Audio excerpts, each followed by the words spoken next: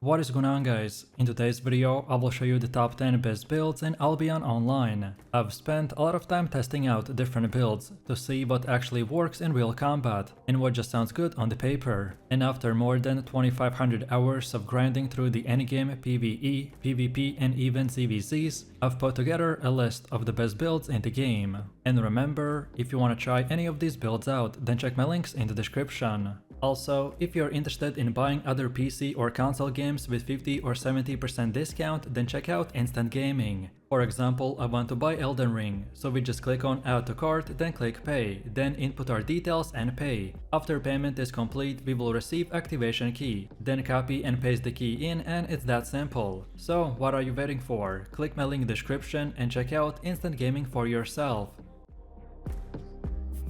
So let's start with the first one, which is the Bloodmoon staff build. This one focuses on burst damage, stealthy movement and surprising enemies. The Bloodmoon staff, paired with Reality Fissure and Disorientation, gives you control and heavy hitting abilities, while the Werewolf transformation and the Altered Beast will make you a nightmare in close combat. You'll want to use a Stalker's Hood for the Mortal Agony, and stacking it with the Mercenary's Jacket Bloodlust for healing through the damage, and then Soldier Boots with Rejuvenation Sprint to chase or disengage, then a Carleon Cape to synergize beautifully with your offensive pressure, though you can swap it for the Avalon Cape if you prefer Sustain. You want to pair all of this with Invisibility Potion and the Pork Roast or the Poor Miss Snapper for food, and then you get this hit and run Predator build that thrives in solo ganks. The way that you play this build is all about patience, so staying hidden, stalking your prey, and then unleashing your transformation when you know that you will land a kill. If things turn against you, then your invisibility and the sprinting skills will make sure that you live to strike again. Then second, we have the Carving Sword build, which is all about shredding enemy defenses while staying aggressive in the fight. The Carving Sword gives you Heroic Strike, Splitting Splash and the Fearless Strike, which are all fueled by the heroic fighting to keep your mobility high. The Knight Helmet is your defensive backbone with the Meditation to refresh your skills, and then the Helion Jacket that provides the crucial lifesteal aura to keep you alive in extended fights. Then the Stalker Shoes with Raging Blink will let you reposition aggressively, and then the Limhurst Cape keeps your energy steady. For consumables, the Major Resistance Potions will help you to survive heavy bursts, while the Beef Stew will boost your damage. With this build, you're consistently applying pressure and reducing enemy resistances. The gameplay rhythm is fluid, so you dash in with heroic stacks, then apply the debuffs, then drain them down while healing off your aura, and then reset when necessary with the Meditation. It excels against tanky targets since the Fearless Strike will cut through their defenses like butter.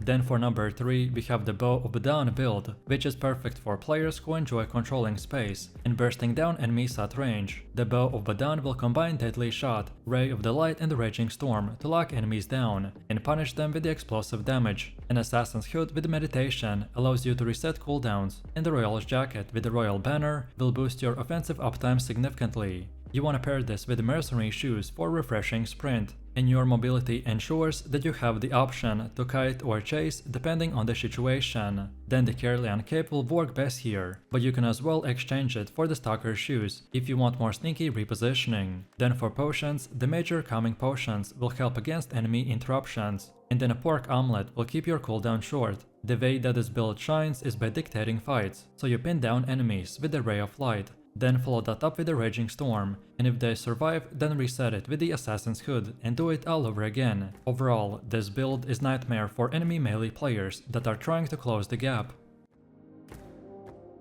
Next up, we have the Nature Staff build, which is not just about healing. With the Thorn of Growth and the Bramless Seed, you can poke and root enemies with a Circle of Life that keeps your sustain high. Then a Torch offhand will give faster casting, and pairing it with the Mage Call's Fire Breath will offer surprising amount of offensive pressure. Then the Mercenary Jacket with the Bloodlust will let you heal off the damage that you deal, while the Soldier Boots with Rejuvenation Sprint will give you the durability to keep going. Then the Tet Fur Cape boosts your offensive power, though you can swap in the shield for more defenses. This build pairs well with invisibility potions for disengaging and the amulets for the cooldown reduction. Overall, this build is versatile. It lets you harass, heal yourself, and grind down enemies in a longer fight. What makes it specifically fun is the ability to keep enemies second guessing. So one moment you are healing, and then the next you're pushing damage with the fire breath and the bloodlust. In short, this healer build is a hybrid playstyle that rewards creativity. Then for number 5, we have the Battleaxe build, which is all about the brutal aggression and sustain, which makes it perfect for solo PvP and PvE alike. The Battleaxe with the rending rage and the Blood Bandit provides insane healing through the damage, while Adrenaline Boost will keep your tempo high. A torch works best for the mana stability, though the Moisak is an option if you want more damage and don't mind the energy drain. Then the Fincal is crucial here, giving you Purge to cancel enemy escapes, while the Mercenary Jacket once again will shine with the Bloodlust. The Scholar Sandals with Energetic Sprint will give you mobility and mana sustain, and Avalonian Cape makes your damage spike even harder. Or consumables like Invisibility Potions and the Roast Pork will keep you alive and unpredictable. This build plays aggressively, so you dive into the camps, carve through the mobs, and always be on the lookout for a player farming nearby. With your Purge, no one is running away, and with your self-healing you can take fights that most others would hesitate to start. Overall, it's reliable, cost-effective, and a devastating build to play. Then next we have the light crossbow build, which is one of the deadliest solo ganking weapons thanks to its explosive combo potential. The light crossbow will bring explosive bolt and exploding shot, which gives you devastating damage windows. You wanna pair it with a Mistcaller that reduces cooldowns, while the Guardian helmet with the emergency shield will give you a clutch survival button. Then the cultist robe is the centerpiece here, with Levitate allowing you to avoid incoming pressure while preparing your next burst. Then hunter shoes with refreshing sprint will keep you mobile, and the Carlian cape makes your burst even nastier. You can also run the cleric robe with an everlasting spirit for a different defensive playstyle. This build excels at punishing overextension, so you can set traps with the Caltroops, then burst down enemies, and use potions like the beef stew or the omelets to maximize your uptime. The pacing is all about precision. You wait until your targets commit, and then unload your combo. If they don't die instantly, then your reset tools will give you a second chance. Then for number 7, we have a spear build, which is all about the sustained pressure and a control in a fight. With the lunging strike, cripple, and the reckless charge, you can stick to the enemies relentlessly, while sapping their movement. The life leech from the weapon tree will keep you sustained, and the taproot provides a massive health pool for survivability. Then the cultist Cal's inner corruption will add offensive pressure, while the jacket of the tenacity brings Inferno shield, for both the damage and defenses. And then the soldier boots with rejuvenating sprint round out your mobility. And then the Tether cape boosts your aggression, but you can also mix things up with a torch or a Fincal, depending on how you wanna play it. The Stalker's Jacket is another strong alternative. Then food like the Deadwater Eel Stew or the Roasted Pure Mist Snapper will amplify your damage, while Gigantify Potions will give you the extra tankiness. The Spear build plays as a relentless duelist, so you stick into the targets and outlast them with a consistent pressure. This is especially strong against kiting builds, since your gap closers can keep you glued to the enemy. Then for number 8, we have the Prowling Staff build, which is unique thanks to its transformation mechanics. The Prowling Staff lets you switch into the Shadow Panther form with Dissortation and the Altered Beast, giving you both mobility and stealth or burst potential. Then your Pulse Shock is your bread and butter attack for the harassment. Then the Fincal is critical for purging enemy escapes, while the Mistfucker's Jacket's Mist Cloud will let you disengage or set up an ambush. Then the Soldier Boots with Rejuvenating Sprint will give you steady mobility, and Undead Cape ensures that you have a second chance if you're taken down. The Major Healing Potions and the Deadwater Eel Stew will keep you alive and sustained. Overall, this build excels at sneaking up, bursting targets and escaping before reinforcements arrive. It plays like a predator. You're always looking for weaknesses, isolating stragglers, and then using your transformation to overwhelm them in seconds.